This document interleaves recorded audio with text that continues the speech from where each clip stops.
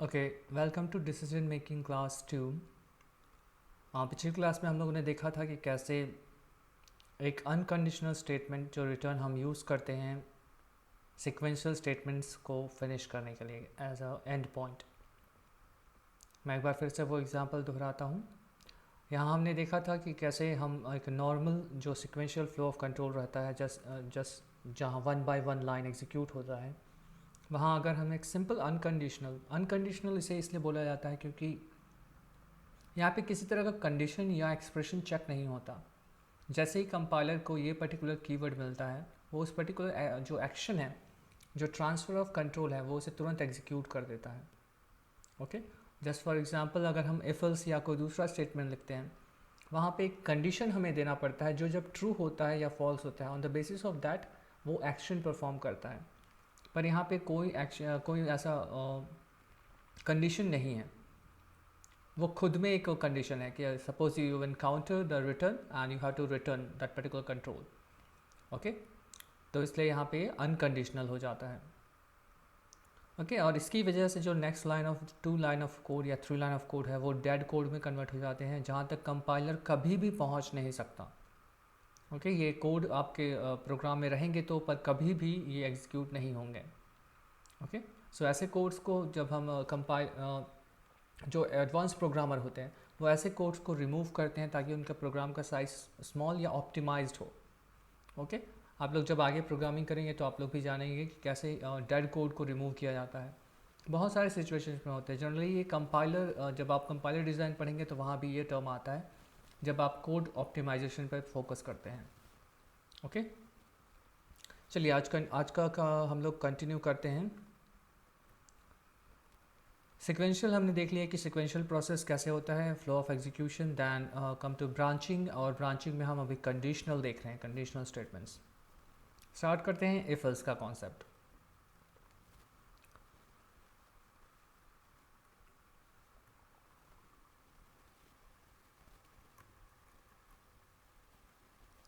Okay, before jumping into the if else, let's have some small definitions of decision making. Decision making means ability to select result on the basis of given data. Okay, ये हर case पे given data नहीं होगा। हमने देखा कि unconditional पे वहाँ पे किसी तरह का उसे गिवन डाटा नहीं होता। Okay, then the binary decision making system where we select true और फॉल्स। ओके, जो बाइनरी डिसीजन सिस्टम होता है वहाँ पे दो ऑप्शंस आपको मिलते हैं जहाँ पे आप ट्रू और फॉल्स यूज़ कर सकते हैं। Okay, binary decision making system में आपका दो स्पेशल ऑपरेटर्स आते हैं। पहला आपका आता है if else and the second one is ternary operator. आज हम इफ एल्स पर फोकस कर रहे हैं।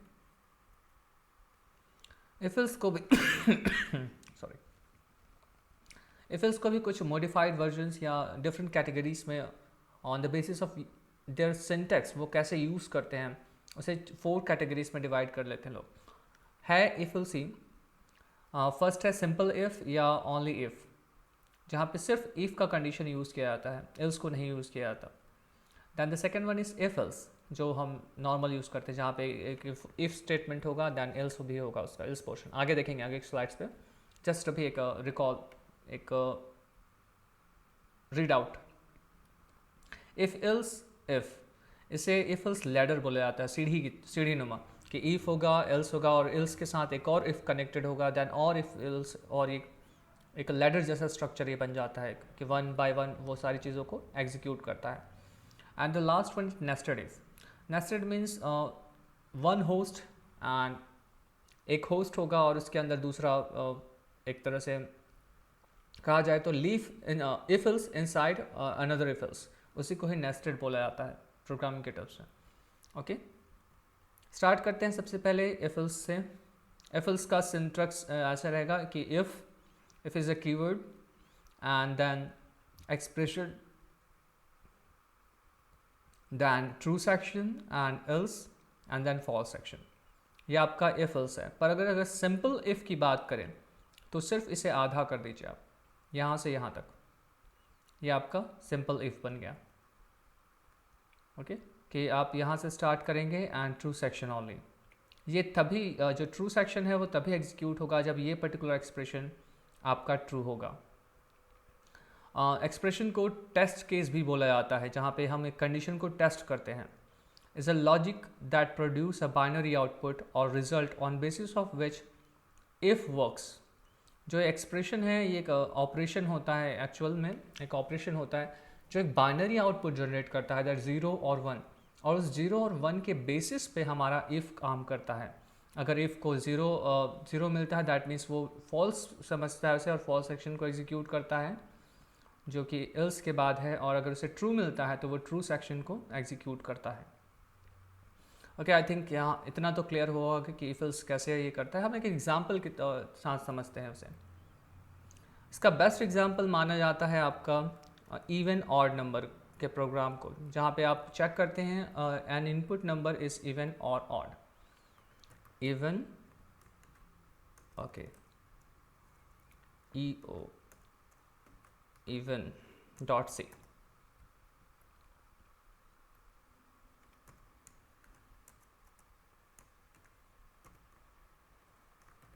How to check a given number is even or odd।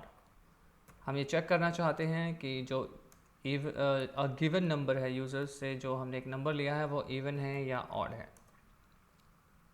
Okay, इस प्रोग्राम को अगर हम समझने की कोशिश करें तो जो चीज़ें हमें इसमें रिक्वायर होगी वो सबसे पहले होगी अ नंबर।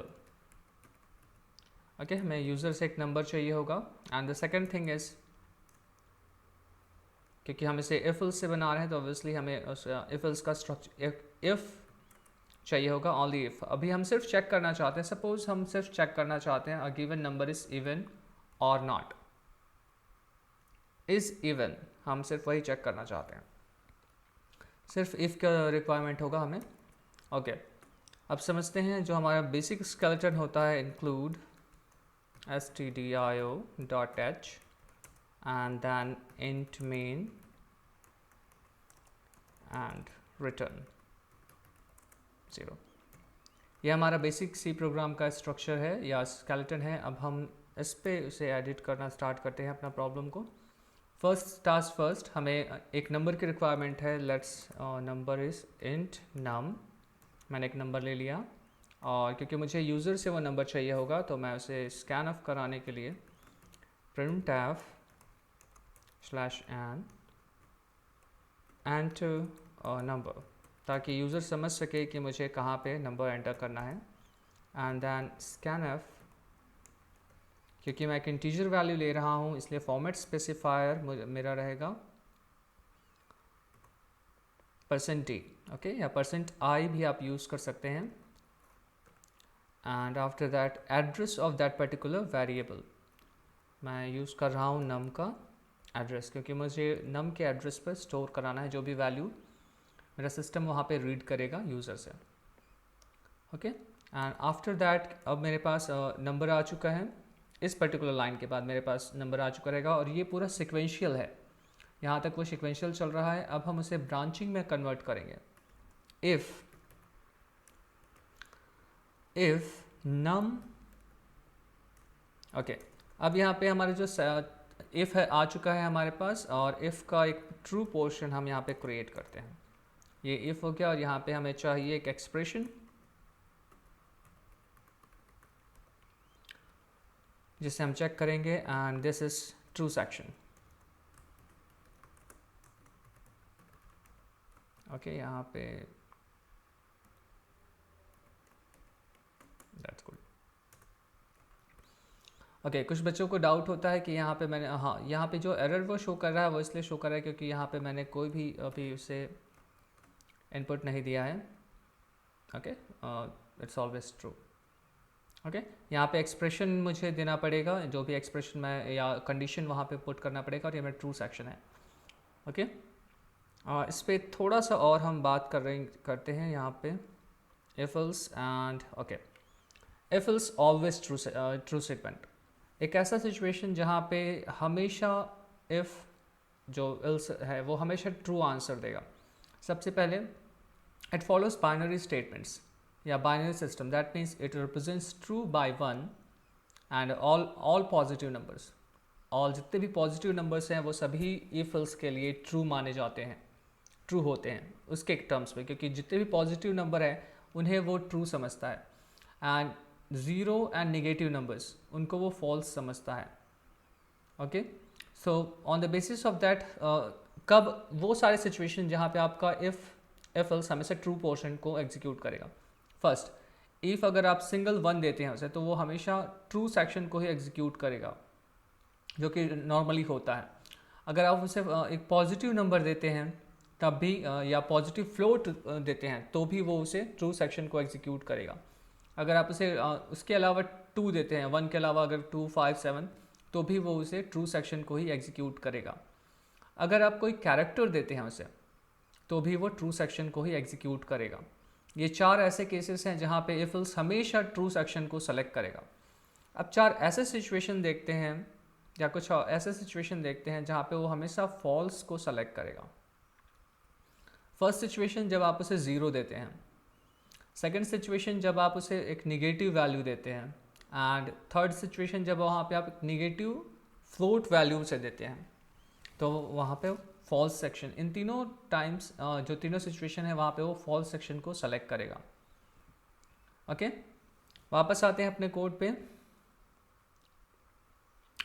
ओके, अब यहाँ पे इवन ऑड हमारे पास इफ आ चुका है. Then the third situation is how to check a number is even. मेरा जो थर्ड टास्क रहेगा वो रहेगा कि मैं कैसे चेक करूँ कि एक नंबर इवन है. इसका एक सिंपल सा कॉन्सेप्ट है, if number is divisible by 2, या इसे थोड़ा सा मॉडिफाई करें, completely divisible. completely divisible by 2, then the number is even. Okay, और एक ऑपरेटर आप लोगों ने पढ़ा होगा क्योंकि हमें कंप्लीट डिवीजन चेक करना है. अगर हम डिवीजन ऑपरेटर इसमें परफॉर्म करते हैं, इसमें जो प्रॉब्लम आती है वो क्या आती है, डिवीजन ऑपरेटर अगर हम परफॉर्म करते हैं तो हमें जो मिलता है वो एक्चुअल में उसका वो ये नहीं बता पाता कि कंप्लीट डिवीजन हुआ है या नहीं. Okay, if we use that particular sign, division sign, वहाँ पे हमें ये कंफर्मेशन नहीं मिल पाता कि जो वैल्यूज आई हैं वो कंप्लीट डिवीजन के बाद आई है या कैसे आई है. ओके, सो यहाँ पे हम एक स्पेशल ऑपरेटर जो हम लोगों ने पढ़ा, आप लोगों ने पढ़ा होगा अर्थमेटिक ऑपरेटर्स पे, जिसे मॉड्यूलस ऑपरेटर बोला जाता है या मॉड ऑपरेटर, जो परसेंटेज साइन जैसा दिखाई देता है. Okay, it returns the reminder of operation. Okay, so अब on the basis of reminder हम चेक करते हैं. अगर किसी डिवीजन, अगर कोई डिवीजन कंप्लीटली सक्सेसफुली होता है तो दैट मीन्स वहाँ पे रिमाइंडर 0 होगा. कंप्लीट डिविजिबल मीन्स वहाँ पे जो रिमाइंडर जनरेट होगा वो 0 होगा. ओके, सो इसी ये जो फॉर्मूला है, ये जो कॉन्सेप्ट है, हम उसी को ही बेस बनाते हैं और यहाँ पे हम इफ़ का स्ट्रक्चर हम यहाँ पे क्रिएट करते हैं, क्योंकि हमें डिवाइड करना है नम को, नम मॉड 2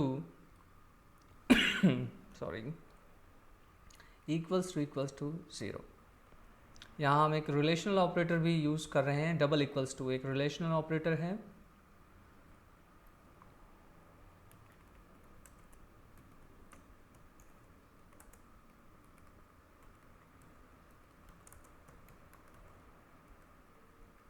ओके, जो चेक करता है कि left hand side value is equal to right hand side value है कि नहीं.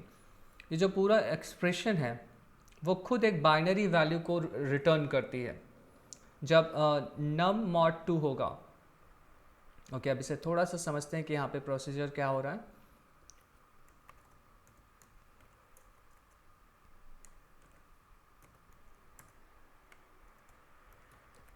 नम जो नंबर है यूजर ने इनपुट किया है वो है, एंड मॉड 2 दैट मीन्स जो भी इस पर्टिकुलर एक्सप्रेशन का आउटपुट आएगा इन केस ऑफ 2 जो रिमाइंडर्स हो सकते हैं वो पॉसिबल रिमाइंडर क्या क्या हो सकते हैं आपके, आइदर 0 होगा या तो 1 होगा। ओके, पॉसिबल जो सेट बनता है रिमाइंडर का वो 0 और 1। ओके, सपोज यूजर ने एंटर किया 5। ओके,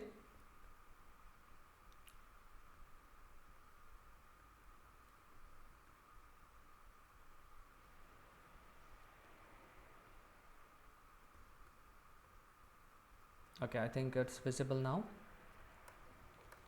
Okay, suppose यूजर ने 5 वैल्यू रिटर्न की, 5 वैल्यू एंटर की एंड सो जो एक्सप्रेशन है वो चेंज हो जाएगा 5 mod 2 पे, 5 mod 2। और यहाँ से हमें obviously 5 is not divisible by 2 completely, so it returns the remainder 1। Okay, और इसके बाद जो नेक्स्ट एक्सप्रेशन है वो हो जाएगा 1 इक्वल्स टू 0, वो चेक करेगा। ओके, इट्स एक्चुअली जो वहाँ पे लिखा गया है इफ़ num %2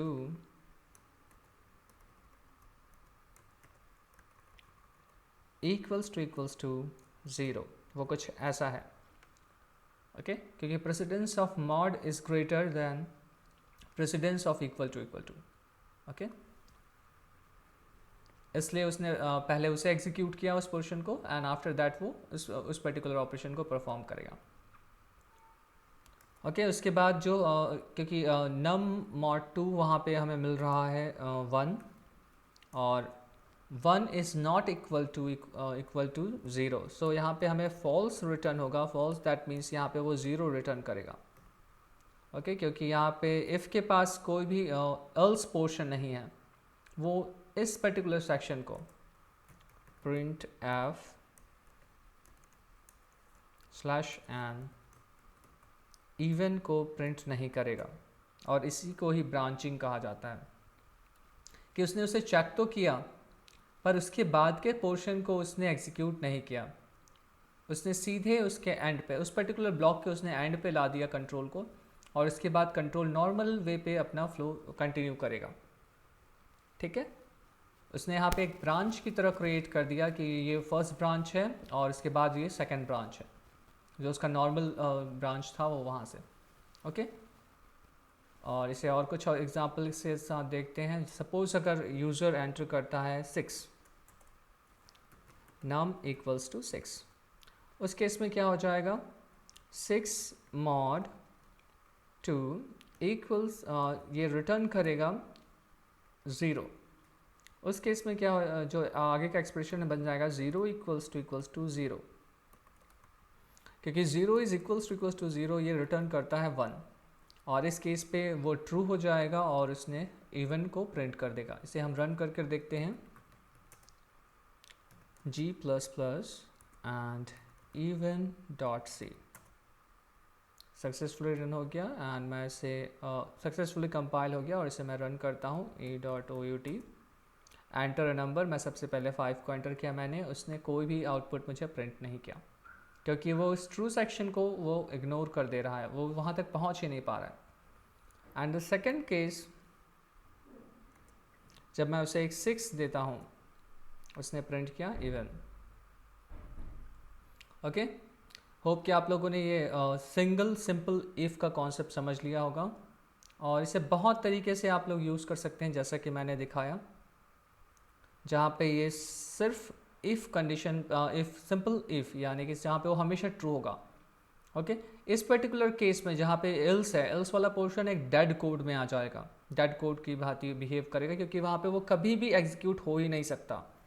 एंड इस केस में भी क्योंकि 2 एक पॉजिटिव वैल्यू है, वो कभी भी इस सेक्शन पे जंप नहीं करेगा। ओके, इस केस में कैरेक्टर है। ओके, आगे क्लास में, नेक्स्ट क्लास में हम लोग देखेंगे कैसे इफ़ और एल्स दोनों को एक साथ हम यूज़ कर सकते हैं। Okay, so stay tuned for more learning and thanks for watching.